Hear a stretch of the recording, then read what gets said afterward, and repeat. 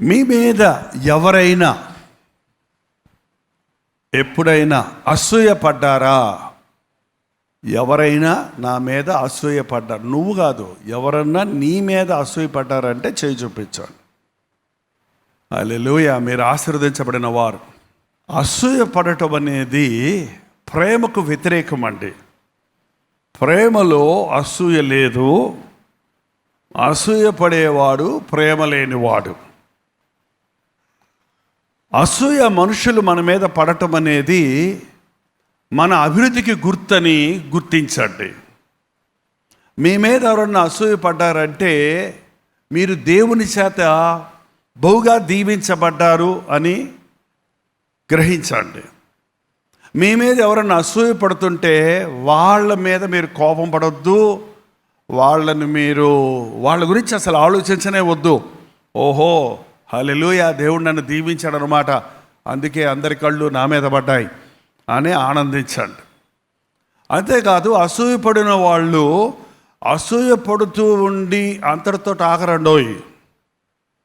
అసూయపడేవాడు ఇంకో స్టెప్ ముందుకేసి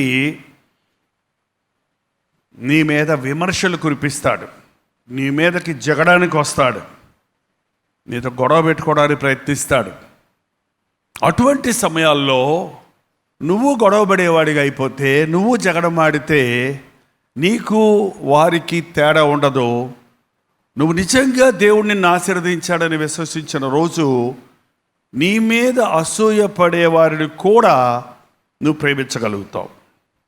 ఆ విషయాన్ని ఇస్సాకు జీవితంలో చూస్తున్నాం. ఇస్సాకు గురించి 26వ అధ్యాయం ఆదికాండంలో మనం చదివాం. ఇస్సాకు ఎవరి కుమారుడు? ఎన్నో కుమారుడు? వాగ్దాన కుమారుడు.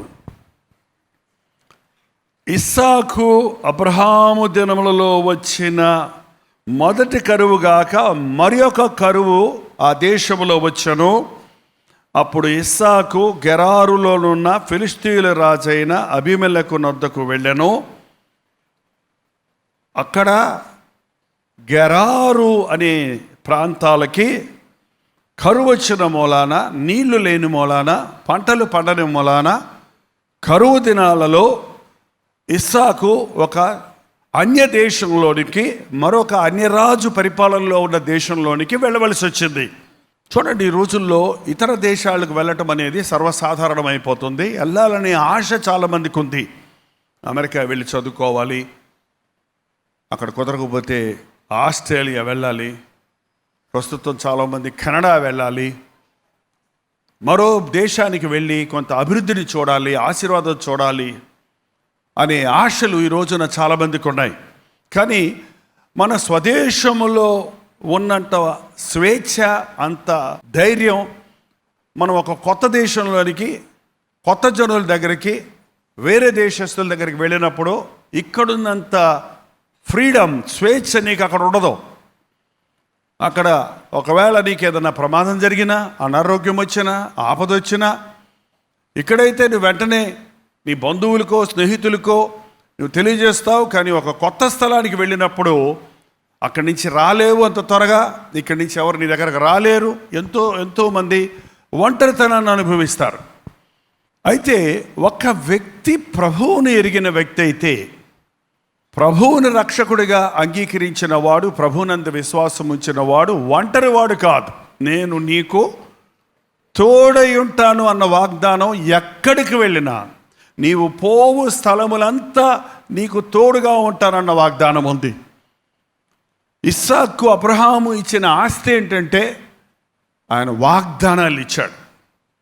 దేవుని వాగ్దానాలతో, దేవుని యందు విశ్వాసముతో ఇస్సాకు ముందుకు వెళ్తున్నాడు. దేవుడు ఇస్సాక్కి ప్రత్యక్షమై, 2వ వచనం, అక్కడ యెహోవా అతనికి ప్రత్యక్షమై, నీవు ఐగుప్తులోనికి వెళ్ళక నేను నీతో చెప్పు దేశమందు నివసించుము, ఈ దేశమందు పరవాసివై ఉండుము, నేను నీకు తోడై ఉండి నిన్ను ఆశీర్వదించదను. నువ్వు ఎక్కడున్నావో అక్కడే ఉండు, ఇంకో చోట పచ్చగా ఉందని అక్కడికి వెళ్ళకు. ఈ దేశంలో, ఈ అన్య దేశమైన నేను నీకు తోడై ఉంటాను అని దేవుడు ప్రత్యక్షమై చెప్పాడు. దేవుడు అబ్రహాముకి ఇచ్చిన వాగ్దానాన్ని తెలియజేశాడు.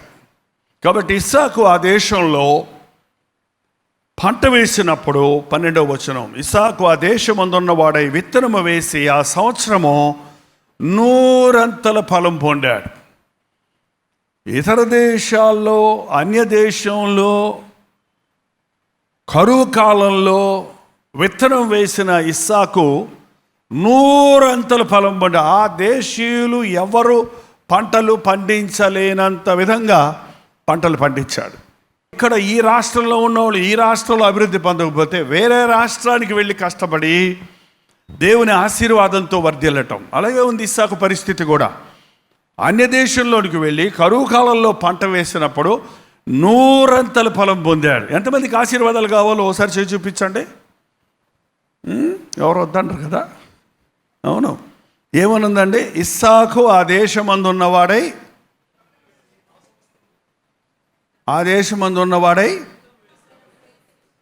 పడుకోనా, కూర్చోనా, నిద్రపోయా, ఏం చేశాడు? విత్తనము వేసి, విత్తాలి. విత్తనం వేసేవాడు విశ్వాసంతో తన దగ్గర ఉన్న బస్తాడు గింజలు విసిరేస్తాడు.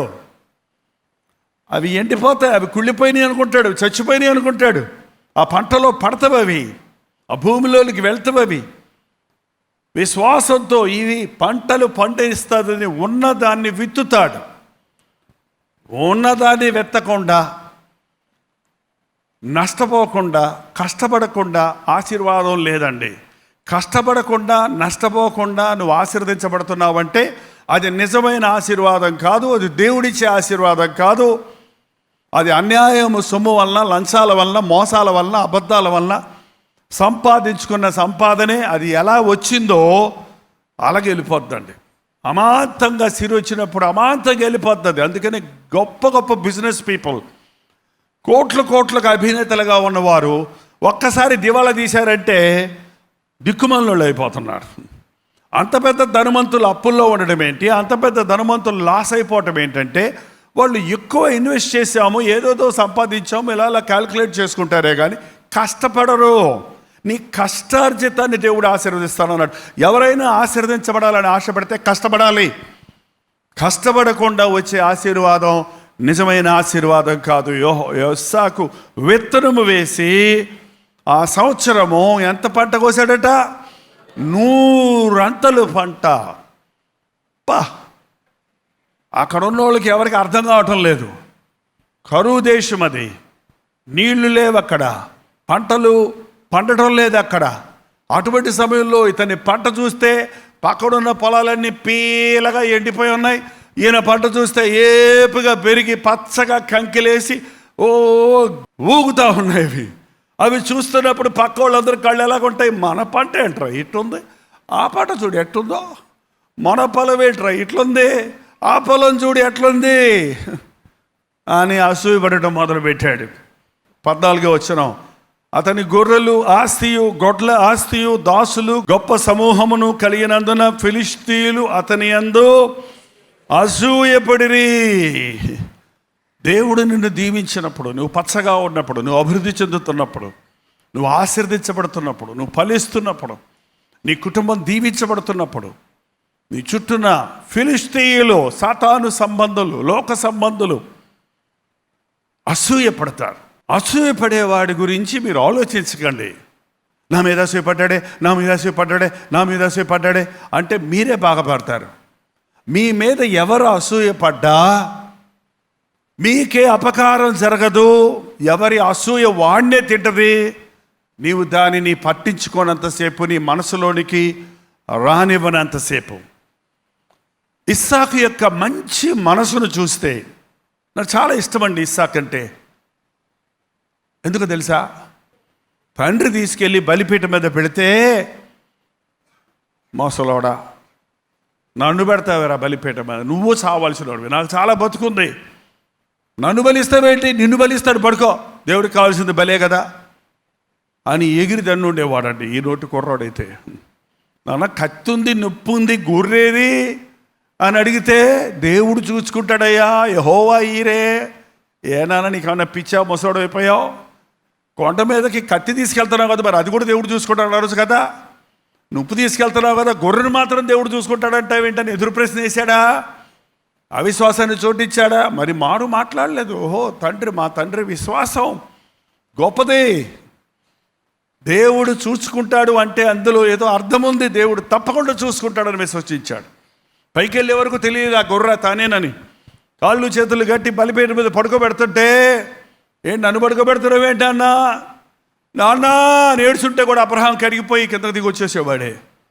ఏంటండి నేను అనుకుంటున్నాను, నన్ను బలి ఇవ్వబోతున్నావు నాన్న, బాధపడకు, భయపడకు, నేను రెడీ, నా దేవుని కొరకు నేను అప్పగించబడడానికి రెడీ అని తన యవ్వన కాలంలోనే ప్రభువుకు సమర్పించుకున్నాడు. అబ్రహాము బలి ఇచ్చాడనుంది. అబ్రహాము ఇచ్చిన బలిని గురించి గొప్పగా చెప్పుకుంటాం, మంచిదే, కానీ ఇచ్చేవాడు అనుమతిస్తే కదా బలి ఇవ్వగలిగేది. అబ్రహాము ఇచ్చాడు, ఇస్సాకు అంగీకరించాడు, తను తాను దేవునికి అప్పగించుకోవడానికి అంగీకరించి. దేవుని చిత్తానికి ఒక వ్యక్తి అప్పగించుకుంటే అతడు ఆశీర్వదించబడతాడు. దేవుని కొరకు తను తాను త్యజించుకుంటే, తను జీవితాన్ని ప్రభువుకి అప్పగించడానికి సిద్ధపడ్డవాడు ఏది చేసినా కూడా ఆశీర్వదించబడుతుంది. రెండవది, ఇస్సాకు విషయంలో నాకు చాలా నచ్చిన విషయం ఏంటంటే, ఈరోజు పెళ్ళిళ్ళ విషయంలో యవనస్తులు చాలామంది తల్లిదండ్రులను తొందర చేస్తుంటారు. కొంతమంది తెలివిగల వాళ్ళు తల్లిదండ్రులకు చెప్పకుండా పెళ్ళిళ్ళు చేసుకుంటుంటారు. తెలివిగల వాళ్ళు అన్నారా, బుద్ధి లేని వాళ్ళు అన్నారా? ఓకే, ఏదో అనుకోండి. తల్లిదండ్రుల్ని చేయవా పెళ్ళి అని గొడవ పెట్టుకునే వాళ్ళు ఉన్నారు. తల్లిదండ్రులతో ఒక మాట కూడా చెప్పకుండా వాళ్ళకి ఇష్టమైన అమ్మాయిలు లేక అబ్బాయిలను ఎన్నుకొని వాళ్ళ ఇష్టానుసారంగా పెళ్ళిళ్ళు చేసుకొని ఆ తర్వాత తల బాదుకునే వాళ్ళు కూడా ఉన్నారు. కానీ పెళ్లి విషయంలో తండ్రిని బాధ పెట్టలేదు, తనకిష్టమైన వ్యక్తిని ఎన్నుకోలేదు, దేవుని చిత్తానికి అప్పగించుకున్నాడు. రెండో విషయం, పెళ్లి విషయంలో దేవుని చిత్తం జరిగించిన వాడు వర్ధిల్లుతాడు. వివాహం అన్ని విషయముల్లో ఘనమైంది. నీ ఇష్టానుసారంగా వివాహం కొరకు తొందరపడితే, నీవు లోకరీతమైనటువంటి సంబంధాల కొరకు ప్రయత్నిస్తే నష్టపోతావు. దేవుని చిత్తములో నీ వివాహం జరిగినప్పుడు నీవు కుటుంబంగా దీవించబడతావు, నువ్వు వర్ధిల్లుతావు. ఇస్సాకు తన వివాహం విషయమై తండ్రికి అప్పచెప్పాడు. తండ్రి చూసుకున్నాడు, అసలు తన అవసరం పడలేదు. తండ్రి ఏర్పాటు చేసినప్పుడు రెబెక్కాను వారు తీసుకుని వచ్చినప్పుడు, అదలాగా నేను చూడకుండా, నేను మాట్లాడకుండా, మేమిద్దరం డేటింగ్ చేసుకోకుండా నువ్వు ఎవరో అమ్మాయిని తీసుకొచ్చి కట్టేయమంటే నేను ఎలా కట్టేది అని అన్నాడా? ఈ రోజుల్లో చూడండి యవనస్తులు ఎలా మాట్లాడతారో. నువ్వేనా, నీ ఇష్టమేనా, నేను మాట్లాడుకోవద్దా అమ్మాయితోటి, నేను చూసుకోవద్దా, నాకు ఇష్టమా వద్దా ఏంటండి? ఏం అక్కర్లా. నా జీవితంలో దేవుని చిత్తం జరుగుద్ది. దేవుని చిత్తం జరిగి చిత్తంలో ఉన్న అమ్మాయి గుడ్డిదైన పర్వాలా, కుంటిదైన పర్వాలా, మూగదైన పర్వాలా, గయ్యాలైన పర్వాలేదు. ప్రేమించి పెళ్లి కాదు, పెళ్లి చేసుకొని ప్రేమించాడు. తండ్రి తీసుకొచ్చిన ఆమెని గుడారంలోని తీసుకువెళ్ళాడు, ఆమె భార్య అయింది. ఆ తర్వాత అతడు ఆమెను ప్రేమించాడు. భార్యాభర్తల మధ్య ప్రేమ అనురాగాలు లేకపోతే ఆ కుటుంబం కట్టబడదు, వారి సంపాదనలో దీవెన ఉండదు, వారి కుటుంబంలో ఆశీర్వాదం ఉండదు, వారి పుట్టే బిడ్డల విషయంలో, భవిష్యత్తు విషయంలో దేవుని దీవెనలు ఉండవు. ఇస్సాకు బలిగా అర్పించుకోవడానికి సిద్ధపడ్డాడు. తన వివాహ విషయంలో దేవుని చిత్తం చేశాడు, దేవుని ఉద్దేశాల ప్రకారంగా కష్టపడ్డాడు. కాబట్టి దేవుడు అతన్ని అభివృద్ధి పరిచాడు. చుట్టూన్న ఫిలిస్తీయులందరూ అతని మీద అసూయపడి ఏం చేశారు చూడండి. అసూయపడి ఇప్పుడు 15వ వచనం, 26:15. అతని తండ్రి అయిన అబ్రహాము దినములలో అతని తండ్రి దాసులు తవ్విన భూబావులన్నిటినీ ఫిలిస్తీయులు మన్ను వేసి పూడ్చేసిరి. తండ్రి కాలములో తవ్విన బావులన్నీ, నీళ్లు ఉన్న బావులన్నీ పూడ్చేశారు. ఆ కరువు సమయంలో నీళ్లు బంగారం కంటే విలువైనవి. కేజీ బంగారం కావాలా, బాటిల్ నీళ్లు కావాలా? ఎడారిలో నీవు ఉంటే ఎంత బంగారం ఉన్నా నీళ్లు లేకపోతే నీ పొట్టేమవుద్ది, నీ బతికేమవుద్ది. ఏంటంటే మనం చాలాసార్లు వస్తువులను పట్టుకుంటామే కానీ దేవుని ఇచ్చిన వనరులను, గాలి, నీరు, సూర్యరశ్మి వంటి వాటి విషయమే మేము ఎప్పుడు ప్రభువును స్తుతించాం. ఆ రోజుల్లో ఆ కారు దేశాల్లో నీళ్లు బంగారానికంటే విలువైనవి. బంగారం ఇచ్చి నీళ్లు కొనుక్కునేవారు అప్పుడు కరువు కాలంలోట. అంతేకాదు కొన్ని బావులకి మూతలు పెట్టి తాళం వేసేవారంట, నీళ్లు దొంగిలించుకుపోతారేమోనని. అంత అవసరతతో ఉన్నప్పుడు ఈ అసూయతో బావులు నీళ్లు లేవు, వీళ్ళ బావుల్లో నీళ్లు లేవు, కానీ అబ్రహాము తవ్వించిన బావిలో నీళ్లున్నాయి. అబ్రహాము తవ్వించిన బావిలో నీళ్లున్నాయి. కారణం, నీటి వారణ చెట్టు వలె ఫలించే జీవితం, కడుపులో నుండి జీవజల ఊటలో ఊరును అన్న వచనం ప్రకారం, ఇతడు చేయనదంతయు సఫలమగునన్న మాట ప్రకారం ఈ బావుల వల్లనే ఇతనికి నూరంతల పంట వచ్చిందని చెప్పి అబ్రహాము తవ్వించిన, వాళ్ళే కాదు బావులు, అబ్రహాము తవ్వించిన ఆ బావులన్నిటినీ పూడ్చి చేశారంటండి. బావులు ఎవడన్నా తవ్వుతారా, పూడుస్తారా? అసూయ పనులు చేసే పనులు పూడ్చి చేసే పనులండి. ఆనాటి మిషనరీలు మన దేశానికి వచ్చి త్యాగాలు చేసి ప్రాణాలు అర్పించి ఎండకు ఎండి వానకు తడిసి, ఇప్పుడులా లేదు ఇండియా. కొన్ని సంవత్సరాల క్రితం ఏసీలు లేవప్పుడు, రోడ్లు లేవప్పుడు, కల్చర్ లేదప్పుడు, అటువంటి సమయాలలో ఆ మిషనరీలు వచ్చి భారతదేశంలో స్కూల్స్ స్థాపించి, కాలేజీలు స్థాపించి, హాస్పిటల్స్ స్థాపించి, క్రీస్తు ప్రేమను పంచుతుంటే ఆలయాలు కట్టి మనుషుల్ని నిజదేవుని వైపు తిప్పుతూ గొప్ప పరిచర్య చేశారు. ఈరోజు ఆ స్కూల్స్ మూసేస్తున్నారు, ఆ కాలేజీలు మూసేస్తున్నారు, ఆ చర్చెస్ మూసేస్తున్నారు, ఆ చర్చెస్ని అమ్మేస్తున్నారు. ఎంత భయంకరమైన విషయం! మందిరానికి, దేవుని కొరకు ప్రత్యేకమైన స్థలాన్ని కొనేవాళ్ళం మనలాంటి వారం కొనలేని పరిస్థితుల్లో ఉంటే, ఉన్న స్థలం చాలక ఇరుకులో కూర్చొని ఆరాధిస్తూ ఉంటే, విశాలమైన స్థలాలు కలిగిన మందిరాలు కోట్లకు లీజ్ చేయడానికి, అమ్మేయటానికి, పూజ చేయడానికి చూస్తున్నారు. ఇవాళ ఎన్ని రీతులుగా దేవుని యొక్క కార్యాలను అణిచివేయడానికి ప్రయత్నిస్తున్నారు అసూయ పరులు. క్రీస్తు ప్రేమను ప్రకటిస్తున్నప్పుడు ఈ దేశంలో అనేకులు మనుషులు తాగుబోతులు మారి, వ్యభిచారులు మారి, దొంగలు మారి, విరిగిన కుటుంబాలు కట్టబడుతూ మూఢత్వాన్ని నుంచి విడిపించబడి దీవించబడుతుంటే, క్రైస్తవత్వాన్ని ఆపేయాలని, అణిచేయాలని ప్రయత్నించేవారు చేసే పనులేంటి? బావులను పూడ్చేవాడు చేసేదేదో అదే.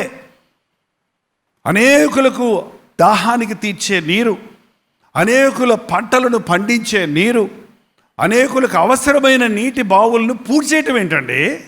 ఎవడి మీదో ఒకడి మీద అసూయ పడ్డాను మూలాన, ఏదో ఒక విషయంలో అసూయ కలిగి, ఎందుకు మీరు అభివృద్ధి చెందుతున్నారు, ఎందుకు మీరు ఎక్కువైపోతున్నారు, ఎందుకు ఈ సువార్త ప్రకటించబడుతుంది, దీన్ని ఆపేయాలని ప్రయత్నించేవారు అసూయపరులు కాదా? పూడ్చి చేశారంట. 16వ వచనం, అబీమెలెకు నీవు మాకంటే బహుబలము గలవాడవు గనుక మా యొద్ద నుండి వెళ్ళిపోమని ఇస్సాకు అక్కడి నుండి వెళ్ళి గెరారు లోయలో గుడారం వేసుకొని, అయ్యా నువ్వు మాకంటే బలమైపోతున్నావు, నువ్వు మాకంటే ఎక్కడి నుంచో వచ్చావు, మా మధ్య విస్తరిస్తున్నావు, మా మధ్య అభివృద్ధి చెందుతున్నావు, మా దగ్గర నుంచి వెళ్ళిపోమన్నాడంట. రాజుగారే భయపడిపోయారంట. ఈయన రాజు కాదు ఇస్సాకు, రాజు మీద అసూయపడాలి, రాజు మీద ఇంకొక రాజుతో, పరరాజుతో పోటీ పడాలి. కానీ ఒక సాధారణమైన వ్యక్తి అయినా దేవుడి చేత దీవించబడిన అతన్ని చూచినప్పుడు, నువ్వు బలమైన వాడివి, మా దగ్గర నుంచి వెళ్ళిపోమన్నారు. వెళ్ళిపోండి, నేను వెళ్ళను, బావులున్నాయి, మా తాతది, మా నాన్నది, నేను వెళ్ళాలి, నాకు పంటలున్నాయి, ఇక్కడ గొడవ పెట్టుకోవచ్చు, కావాలంటే ఇస్సాకు గొడవ పెట్టుకోవచ్చు, నువ్వు పోరా, నీకే అసలు నువ్వెవడు రాజు, నేనే రాజును, పో, ఏమన్నా చేయొచ్చు. అతడే ఒప్పుకుంటున్నా, నువ్వు బలగలుడివి, నీకు పరివారం ఎక్కువ ఉంది, నా భయం వేస్తుంది, నేను వెళ్ళిపో. కానీ ఇస్సాకు ఎంత మంచి మనసు చూడండి. వెళ్ళిపోమన్నప్పుడు ఏం చేశాడండి? గెరారు లోయలో గుడారం వేసుకున్నాడు. వెళ్ళి ఏం బిల్డింగ్ కట్టుకోవాలా, ఇంకో చోటకు వెళ్ళి గుడారం వేసుకున్నాడు. అక్కడ ఈ అంచె దినాలలో ఎక్కడ చూసినా పగ, కలహం, కక్షలు, భేదాలు, అవిశ్వాసుల్లో ఇది విస్తారంగా చూస్తున్నాం. అన్నదమ్ములు కూడా ఒకరి మీద ఒకరు అసూయ పడటం, తమ్ముడు వృద్ధిలోకి వస్తే అన్న బాధపడటం, అన్న వృద్ధిలోకి వస్తుంటే తమ్ముడు అసూయపడటం, అక్క చెల్లెళ్ళు ఇద్దరు ఒకరి మీద ఒకరు అసూయపడటం, భార్యాభర్తలు కూడా ఈ రోజున అదే తయారైందండి. భర్త మీద అసూయపడే భార్యలు ఉన్నారు, భార్య మీద అసూయపడే నీ భార్య చాలా అందంగా ఉంటుంది అన్నాడంటే ఎవడో వచ్చి ఆమెను పట్టుకొని ఎత్తి కొట్టేసి తలకాయ చిత్త కొట్టేసి ముఖమంతా గీరేసి ఎక్కడుంది నీ అందం ఇప్పుడు చెప్పుచా అన్నాడంట. ఏ పిచ్చడా బచ్చోడో చెప్పండి, ఏంటండి ఏ అసూయ అది? భర్తను పొగిడితే ఎందుకు భార్య అట్ట గయ్యి గయ్యి గయ్యి గయ్యి ఎందుకన్నా అలా అట్టాలా, ఎందుకన్నా నిన్ను ఎందుకన్నా ఇంట్లో పెద్ద తలకాయ బాలు గొడవలు చేసుకుంటారేంటి? ఏంటిది? నీ భార్య బాగుంటే నీకే కదా గర్వం, నీ కొడుకు బాగుంటే నీకే. మీ అబ్బాయి నీకంటే బాగా పనిచేస్తాడా అంటే వాడేవాడు బచ్చాగాడు, వాడికేం తెలుసు, నీకేం తెలిసాడు సంగతే అని వాడి గురించి చట్టగా చెప్పేస్తావేంటి అంతలోకే? ఇది ఏ బుద్ధులండి ఇవి? సైతాను బుద్ధులు ఇవి. కయ్యూనికి అసూయ వచ్చిందంట, కయ్యూనికి అసూయ వచ్చింది హేబేలు మీద. ఈ రోజున అదే ఆత్మలు తిరుగుతున్నాయి. క్రీస్తు ఆత్మ కలిగిన వాడు తన శత్రువుల్ని ప్రేమిస్తాడు, అవిరోధంగా ఉన్నవారిని క్షమిస్తాడు. ఇది నాది అని ఎవరనంటే తీసుకో అయ్యా, నాకు ఇంకోటి ఇస్తాడు దేవుడు, తీసుకో ఇంకోటి ఇస్తాడు దేవుడు, తీసుకో, నాకు ప్రభువు ఉన్నాడు, నాకేం లేకపోయినా పర్వాలేదు, తీసుకో, నువ్వే తీసుకో, అన్నీ కావాలంటే తీసుకో. ఎంతమందికి అలాంటి మనసు ఉందండి? ఎంతమంది అలా చేయగలం? మనం అలా చేస్తేనే నువ్వు ఇస్తే ఇయ్యబడుతుంది. అందరూ లేచి నిలబడండి. ఇది చాలా ప్రాముఖ్యమైన సమయం. ప్రతివారు మీ హృదయం తెరిచి నోరు తెరిచి, ప్రభువా నన్ను కూడా దీవించు, నా బ్రతుకులో కూడా ఆశీర్వాదాలు దయచేయి, అసూయ నాలోంచి తీసివేయి, పోటీపడే మనస్తత్వం తీసివేయి, జగడమాడే స్థితి నాలోంచి తీసివేయి. నన్ను హేళన చేసిన వారిని, నన్ను నాతో జగడమాడే వారిని, నాకు విరోధంగా మాట్లాడిన వారిని కూడా నేను క్షమించగలిగిన ఆ క్రీస్తు యేసునికి ఇచ్చిన మనసును నాకు దయచేయ్యా.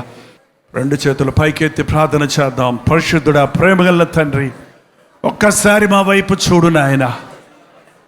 ఈ గొప్ప నిజమైన క్రైస్తవ భక్తి మాకు దయచేయ్యా. శత్రువుని క్షమించే భక్తి మాకు దయచేయి, విరోధుల్ని ప్రేమించే భక్తి మాకు దయచేయి, మమ్మల్ని హింసించే వారి కొరకు ప్రార్థించే భక్తి మాకు దయచేయి. సర్వము మా కొరకు అప్పగించుకున్న ఆ సిలువలో చేసిన త్యాగాన్ని గుర్తించిన మేము మాకున్నదాన్ని సమస్తము నీకు అప్పగించుకోవడానికి, నీ నిమిత్తము మా చుట్టూన్న వారికి అప్పగించడానికి మాకు సహాయం చేయి. నీ ప్రేమను బట్టి మా చుట్టూన్న వారిని ప్రేమించడానికి, సహించడానికి మాకు సహాయం చేయి.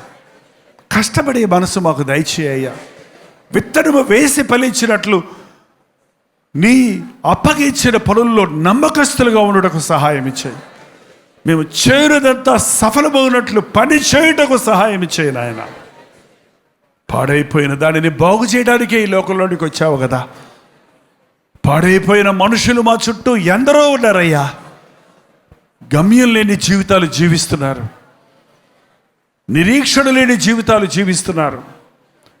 హృదయమంతా పాడు చేసుకొని, ఎటు తోచని పరిస్థితుల్లో ఆత్మహత్యలు చేసుకొని చచ్చిపోదామనే పరిస్థితుల్లో ఉన్నవారు ఎందరో ఉన్నారు. అటు వారిని ఓరడించగలిగిన నాలుకను మాకు దయచేయి. అటు వారిని ప్రభు దగ్గరకు నడిపించగలిగిన శక్తి మాకు దయచేయి. అట్టి హృదయాలను శుద్ధి చేయగలిగిన శక్తిని మాకు దయచేయి తండ్రి. ఈ సమయంలో ప్రతి ఒక్కరి జీవితాన్ని ఒక ఫలించే జీవితంగా చేయ్యా. ఇది మొదలుకొని నేను మిమ్మల్ని ఆశీర్వదిస్తానన్నావు. మేము చేయనదంతా సఫలమవుతుందని మేము విశ్వసించినట్లుగా మా జీవితాలలో నీకు వ్యతిరేకముగా ఉన్న ప్రతి దానిని ఒప్పుకొని విడిచిపెట్టడానికి సహాయం చేయి. మా దేశ ప్రజలు మమ్మల్ని చూసినప్పుడు నిజముగా దేవుడు మీతో ఉన్నాడు, మీ దేవుడు మాకు కావాలని 10 మంది అంగీపట్టుకొని అడిగేటట్టుగా చేయి నాయన. నిన్ను ప్రేమించే హృదయాన్ని, నీకు ప్రార్థించే జీవితాన్ని, నీ చిత్తములో సాగే జీవితాలను మా ఒక్కొక్కరికి నీ అనుగ్రహించమని యేసు క్రీస్తు నామములో అడుగుచున్నాము తండ్రి. ఆమేన్.